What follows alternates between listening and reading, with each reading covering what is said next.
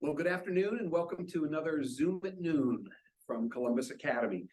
Today, we're talking about outdoor education. And I just want to make a quick plug for some other admissions events coming up. This evening, actually at 7 o'clock in our dining hall, we have a admissions showcase. It is, although registration is officially closed, if any of you out there want to come by the Columbus Academy's dining hall at 7 o'clock, we would welcome you with open arms. Happy to have you join us. It's a quick glimpse of the whole school. So please join us if you want to. Coming up, our next two Zoom at Noons are next Monday. We will have one on coding here at Columbus Academy, all the way from the lower school up through the upper school. And then coming up after that, we have student leadership. We'll have a number of students who join us and talk a little bit about what they're doing here at Columbus Academy and how we're nurturing their leadership skills. Finally, last events that I want to give a quick plug to. Next Saturday, the 4th of November at 10:30 in our dining hall, we're going to have an estimathon. Families are welcome from grades 6 and on up. They are welcome. Oh, there, thank you, Anika. They are welcome. You're welcome to come and join us for a fun-filled morning of good math. And then the following week, November 11th, we're going to have a Creative Chaos, which is a ceramics event for our students who are applying to the upper school. Again, 10:30 on a Saturday morning. Wonderful way to spend your time. And then finally, on December 2nd, we're going to have Muffins and Makerspace, a chance to get into our makerspace and enjoy a morning with Todd Martin and his crew. And what we're trying to do with all those events is particularly for the older students, give a chance to find out what Columbus Academy is like, what it's all about. So hopefully you can join us for some of those events. Getting back to today. Today we're talking about outdoor education here at Columbus Academy. And we have three folks with us. Heather Downey is here from our upper school. Lindy Newman and Grace Gordon are here from our lower school. And they're going to share some of what goes on here at Columbus Academy. As many of you know, if you've been out to campus, we have 230 wonderful acres. 231 wonderful acres. And we want to talk just a little bit about how we get the kids out and about during the school days. So Anika Littell is behind the scenes. She is curating our Zoom at Noon. If you have questions during the presentation, we would love you to put some questions in the chat, and Anika will help us out with those. If you have any technical questions or anything like that, again, put them in the chat and Anika may be able to help you with all that.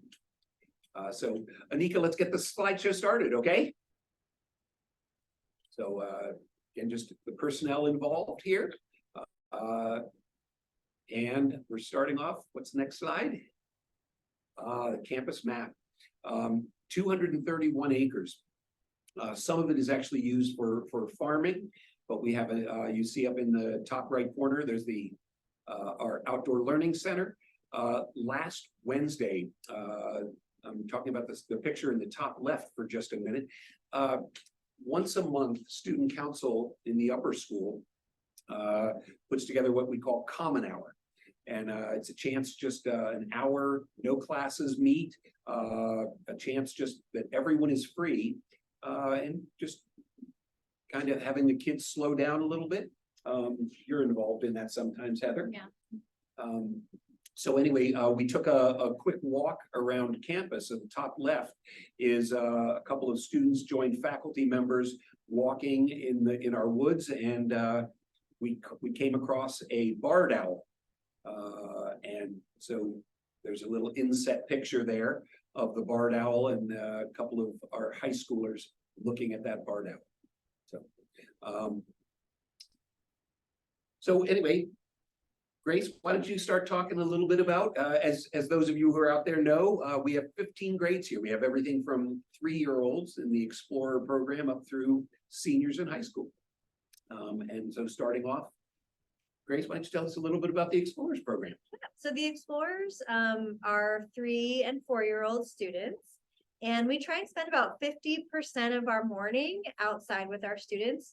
And our program is very sensory rich, meaning we are teaching the kids how to explore using all of their senses, and kind of how to learn about the world using their senses. We also encourage scientific thinking. So that sounds like and looks like the kids saying, I wonder what this is. Or if we find a track out in the woods, they're saying, I wonder what animal was here. I wonder which way it was going. I wonder why it was heading that direction. And then we do our best to encourage that continued curiosity to try and answer some of those questions. Sit spots is another thing we include in our program. Sit spots are where you go out to a very specific spot in the woods and you sit and quietly, which can be hard for our 3- and 4-year-olds sometimes. But so they need to sit quietly and they use all of their senses to kind of observe what's going on around them. And it is such a fun thing to watch them do as they go throughout the year, because you see their stamina grow in that ability to sit calmly and quietly. And that's that picture on the right of a student sitting there with his eyes closed and smiling at his sit spot. When you say senses, Grace, I'm sorry to interrupt. Yeah. Don't you talk about like deer ears? Yes, Can you those, it sounds silly, Yeah. maybe, but talk about that. Those are very specific and tangible items for little kids. I've seen you talk. Yeah. So we connect each sense with an animal that really uses each of those senses. So we use deer ears, we use dog nose, owl eyes, and raccoon touch. We do not use sense of taste when we are outside in the woods with 3- and 4-year-olds. Not safe, but I'll actually talk about that here in a minute when I talk about the garden. And then we also do encourage growth mindset. So a couple of those photos are, especially the photo kind of on the left there of 2 little girls climbing up on a log. Growth mindset we really see, especially when students are wanting to climb up something that could be a little tricky, and just encouraging the kind of the mindset of either I can't do it yet, I may not be able to do it today, but I'm going to keep working on it. Or, you know, I saw one of your friends be able to climb it a minute ago. Maybe you could ask their strategy. And our hope is that this kind of mindset of like, I'm going to be able to tackle this math problem if I have a challenging problem set in front of me. We hope that continues on through all their grades and through kind of their academic journey here at Academy. And then lastly, we have a little early childhood garden, and we pride ourselves in doing kind of seed to table sort of explorations. And that's one of the photos kind of in the middle the top photo is of the kids exploring in the garden. We find worms in there. And then most importantly, we plant seeds. And then we do these things called tastings, where we will focus on one fruit or vegetable for a couple weeks at a time. And we'll really try and show the kids how we can use different parts of it and cook them in different ways. So last week, pumpkins was our fruit that we were tasting, and we showed them that you can roast the seeds, and then they all tasted them. And got to decide if they liked them or not. So, Fun stuff. Yeah. And then just in the homerooms, Miss Newman's going to talk about lower school outdoor learning in science, but in the lower school, in the homeroom classes, so that would mean math, social studies, and language arts. The rest of the lower school also heads outside. Pre-K, kindergarten, and first grade all do something called Forest Friday. So every week of the year, on Friday, they try and spend a big chunk of time, kind of the majority of their day outside when they're not at their co-curriculars. And then second, third, and fifth grades have outdoor week. So last week, all those 3 grades had outdoor week. And they were outside, learning math and doing their language arts lessons outside. So all of these grades value kind of an open-ended free play, but as the kids get older, there'll be more and more academics infused into their outdoor time. You may notice that fourth grade is missing in that outdoor week. They go to Glen Helen every fall, and they also do kind of an ecosystem study where they spend a good chunk of time outside as well. Well, what is Glen Helen? Glen Helen is kind of a nature-focused camp where they're learning about local animals and habitats and ecosystems as well. Right, So, they go out on night hikes yes, and yes, do the all whole sorts of camp experience as well as that. yes. Yeah. It's an overnight experience. Yes, yes, For exactly. a few days. All right. Next slide. Outdoor curriculum in the lower school. So my name is Lindy Newman again. I am one of the science teachers for the lower school. Dedicated science instruction starts in kindergarten at Columbus Academy. So my compatriot Laura King, she teaches kindergarten, 1st and 5th grade. And then I teach 2nd, 3rd, and 4th. So I've just pulled out a couple of different things that we do in each grade level. This is by no means exhaustive. So every grade level does multiple units that are at least partially outside. But I figured I'd pull some things just to show you what we do. So Grace already mentioned the early childhood garden where we grow all kinds of stuff. In kindergarten, they start by counting tree species at the beginning of the year, and they measure it using non-standard measurements. So they'll find out how many children around is the biggest tree and how many paper clips around and all those kinds of things. 1st grade does a unit that I just adore, which is vermicomposting and worm behavior. So they come in and they try different things with the worms. Do the worms like wet or dry better? Do they like dark or light better? Just using a scientific, as Grace was saying, the scientific mindset to approach like curiosity about these natural things. 2nd grade, one of my favorites is our weather unit. So there's a weather station here on campus that we have access to all of its data readouts. So we journal about the weather and we go outside and look at the weather station. We observe the weather using instruments that we make ourselves. We have a great time.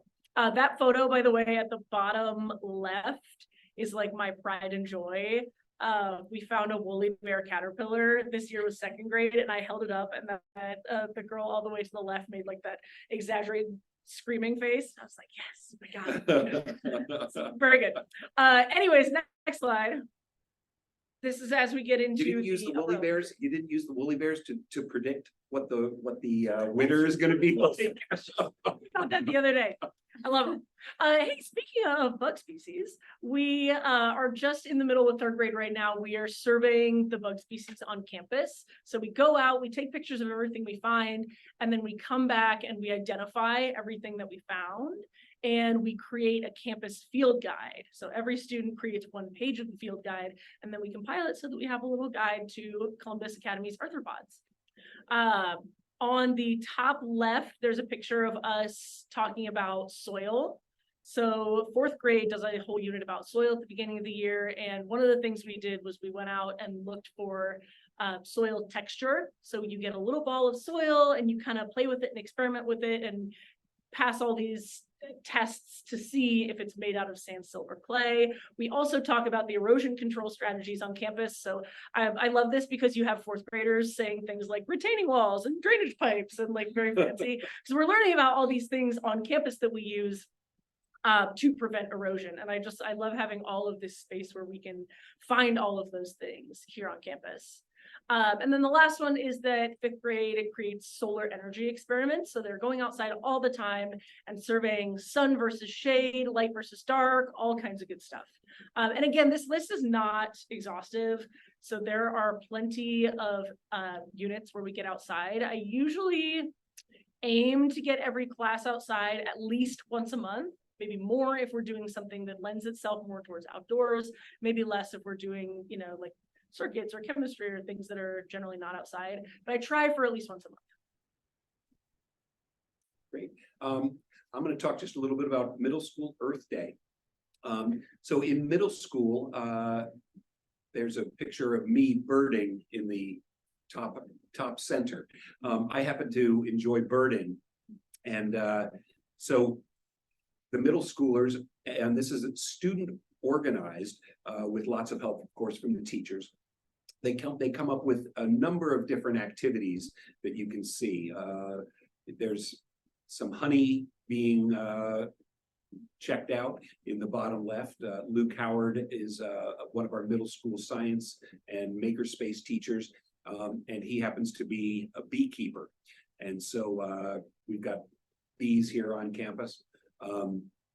They planting trees. Earth, for those of you who don't know, Earth Day is closely related to Arbor Day. And so obviously trying to take care of the Mother Earth. Kids come out and plant some trees. They do some yoga out in the our meadows here. And so this day is spent again, student organized, and trying to get the kids to be looking at, thinking about, continue looking at and thinking about our campus as a big classroom.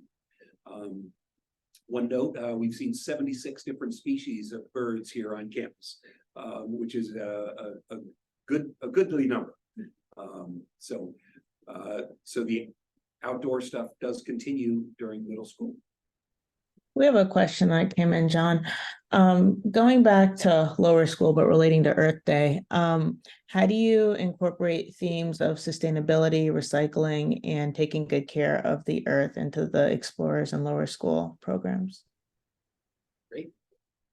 For us, I think kind of taking care of the earth comes very naturally when we are outside in the woods, just very simply kind of picking up garbage, and then also just how we treat nature. So we're big on, we're not going to pull off leaves of trees that are, where the tree is living. We're not shaking trees. So just teaching the kids how to responsibly, almost connect with nature, but do it in a way that's not destructive.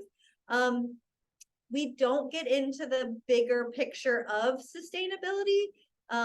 Like we don't use that word really, but I feel like we're laying the foundation for sustainability, and that we are helping them form a connection to the earth. So that way, and research has shown that if you can have that foundation of nature connection, that when students get older, people get older, that they will have more of a reason to want to make choices that will help protect the earth in the long run. Yeah, a couple of things we do in the lower school, just off the top of my head. Laura King, the other science teacher, she is doing a recycling unit with first grade, and they do a recycling relay where they have to sort things. So we're teaching them about the idea of recyclables and the idea of using this correctly.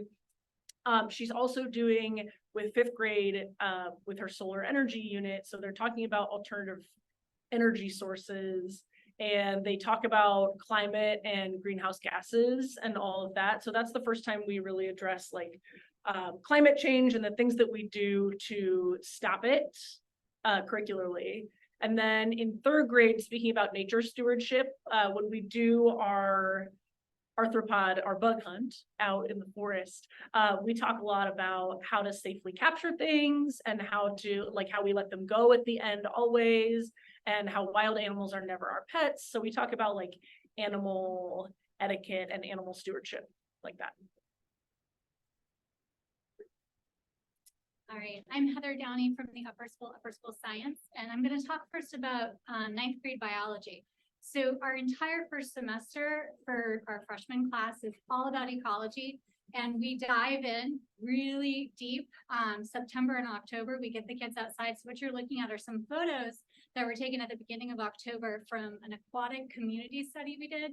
We do a comparison between a pond community and a stream community. So we use both the pond on campus, and then we actually explore off campus to Big Walnut Creek, and we go down and we actually do a biodiversity study for each of the communities. And so that's what you're seeing, some images. I think there's a couple images from the pond and then one from the creek down below. So our whole semester is dedicated to ecology. Campus truly does become our laboratory for that unit. until it gets really cold. And then it's really hard to get our high school students to really want to go outside.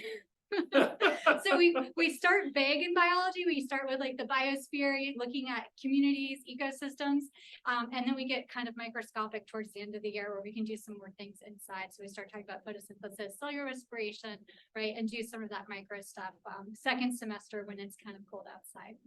So that's generally ninth grade biology. This year we're doing a nature journaling project. So we will be having the students go outside with their science teachers at least once a month.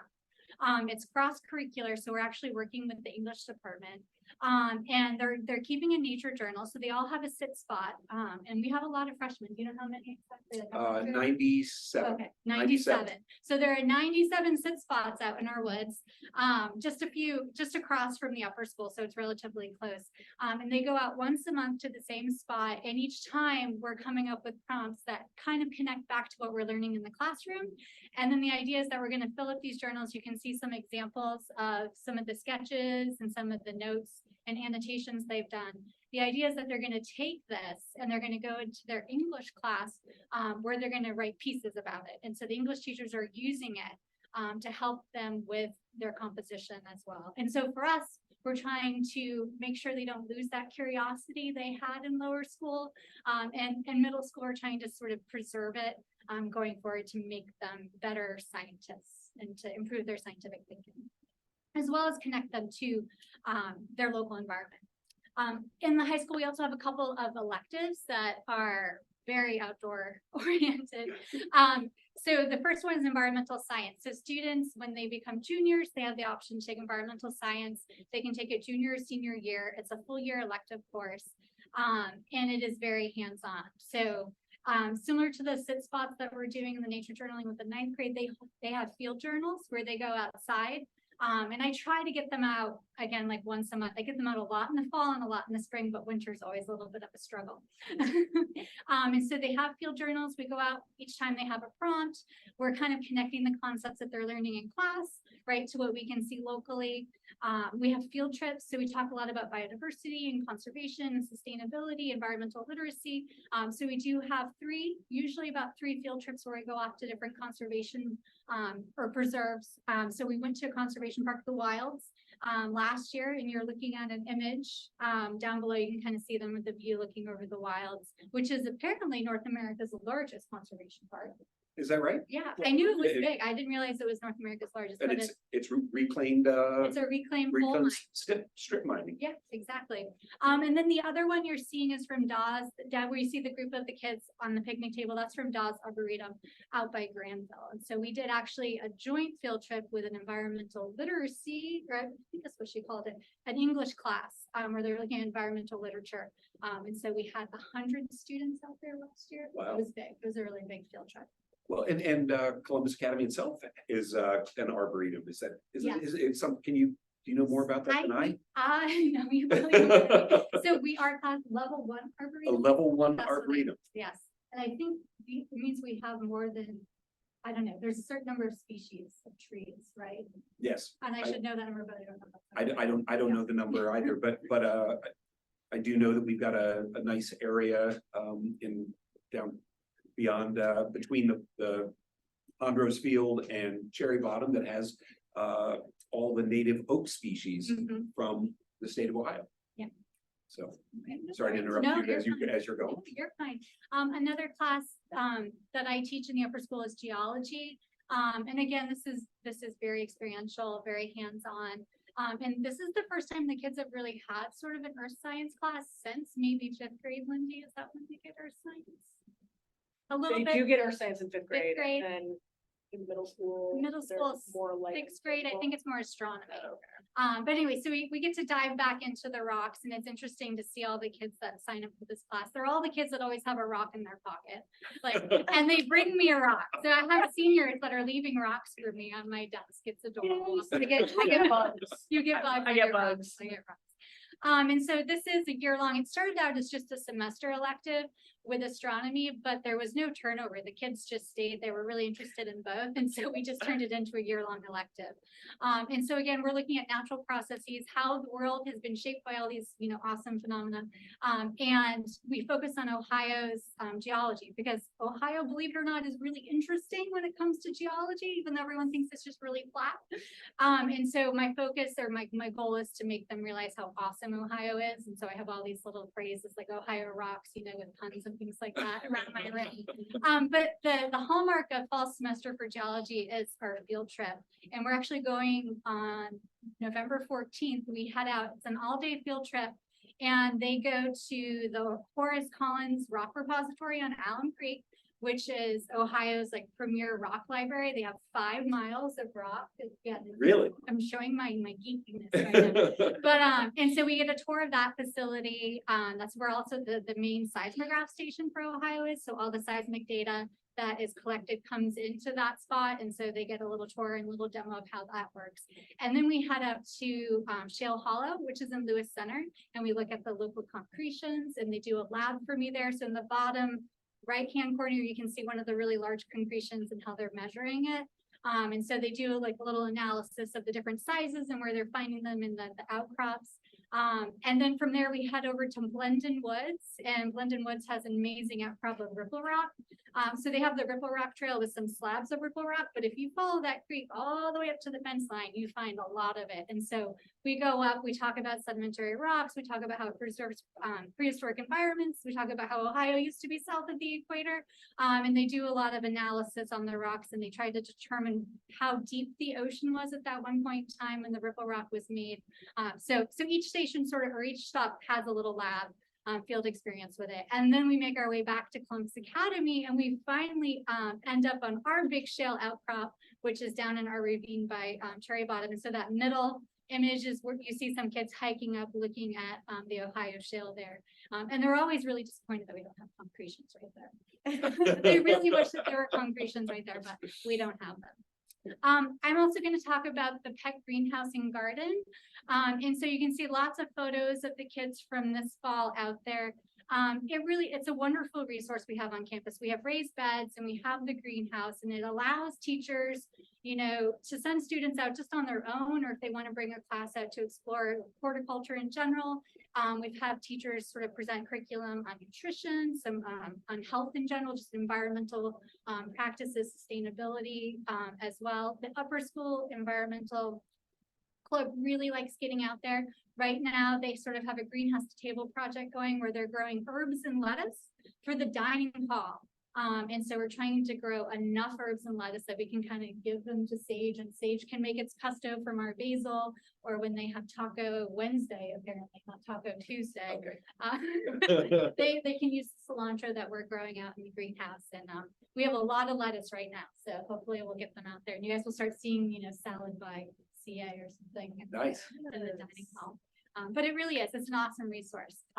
Yes, and then our Eco Summit team. So kind of going back to the question earlier about sustainability and recycling, in the upper school, we have an environmental club, but we also have an Eco Summit team. And this is basically a summit that's been put together by the Columbus Zoo with local community partners.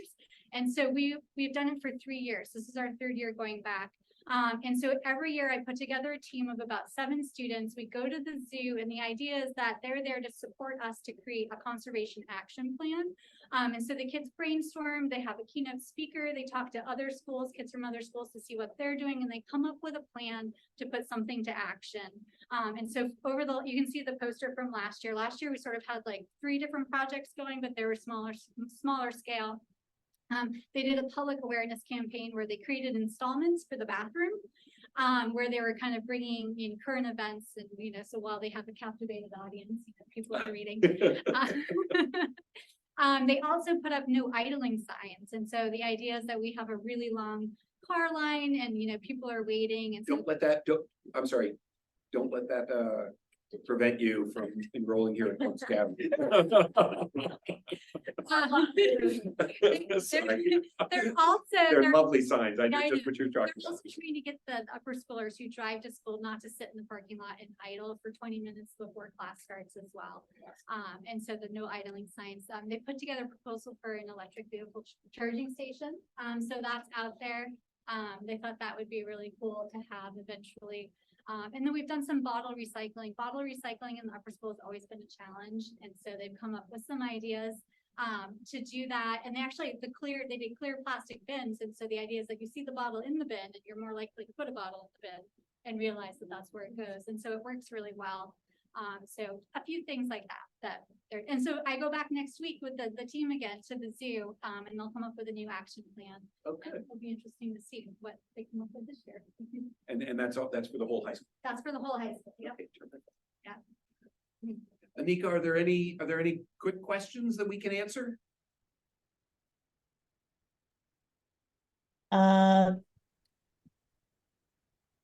Has anyone put any questions in the chat? Sorry, one just came in. I'm trying to pull it up.